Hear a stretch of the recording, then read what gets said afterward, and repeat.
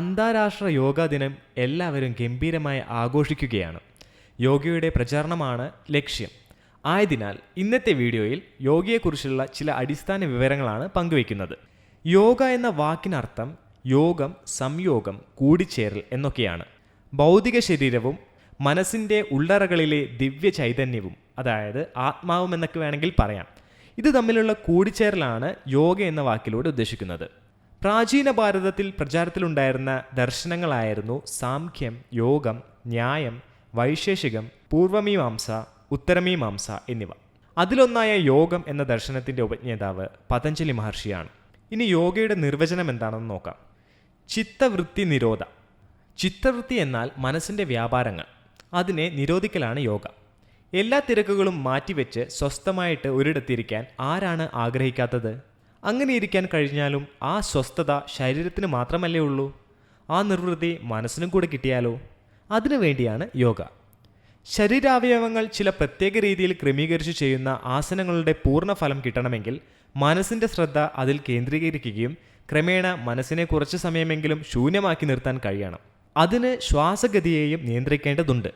പെട്ടെന്ന് സാധിക്കില്ലെങ്കിലും ക്രമേണയെങ്കിലും ആ നിലവാരത്തിലേക്ക് എത്താൻ കഴിഞ്ഞെങ്കിൽ സ്കൂളിൽ PT മാഷ് ചെയ്യിക്കുന്നതോ ജിംനേഷ്യത്തിൽ വെച്ച് ചെയ്യുന്നതോ ആയ വ്യായാമ മുറകളിൽ നിന്നും യോഗ വ്യത്യസ്തമാകാതെ പോകും.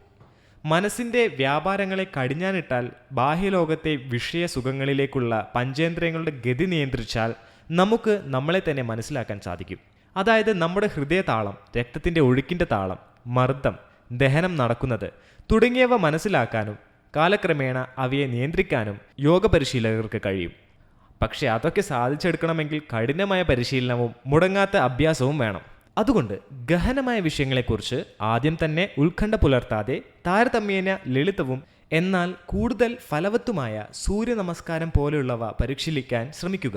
ക്രമേണ മനസ്സിനെ ബാധിക്കുന്ന അസുഖങ്ങളായ ക്രോധം, ശോകം, വിദ്വേഷം, അതിമോഹം, അനുരാഗം, അസൂയ, കുശുമ്പ്, മദം, മാത്സര്യം തുടങ്ങിയവയും ശാരീരികമായ അമിതവണ്ണം, അമിത രക്തസമ്മർദ്ദം, പ്രമേയം, ആസ്മ, അസ്ഥിസന്ധി രോഗങ്ങൾ, മലബന്ധം, അജീർണം തുടങ്ങിയ രോഗങ്ങളെയും ചെറുക്കാവുന്നതാണ്. ഇന്നത്തെ സമൂഹത്തിൽ ഏറ്റവും നല്ല കച്ചവട സാധ്യതയുള്ള യോഗ, ആയുർവേദം, ജ്യോതിഷം, വാസ്തു തുടങ്ങിയവയുടെ ബാഹ്യ കവചത്തിൽ പൊതിഞ്ഞ് എന്തും വിൽക്കാമെന്നൊരു സ്ഥിതി നിലവിലുണ്ട്. അതിനാൽ പരസ്യവാചകങ്ങൾ മാത്രം വിശ്വസിച്ച് ഈ പേരുകൾ കേൾക്കുമ്പോഴേക്കും എടുത്തുചാടിയാൽ വീഴുന്നത് ചതിക്കുഴിയിലാവും.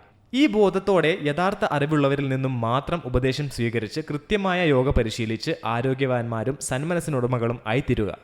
പറ്റുമെങ്കിൽ ഈ സന്ദേശം മറ്റുള്ളവർക്ക് കൂടി പങ്കുവെക്കണമെന്ന് അഭ്യർത്ഥിക്കുന്നു.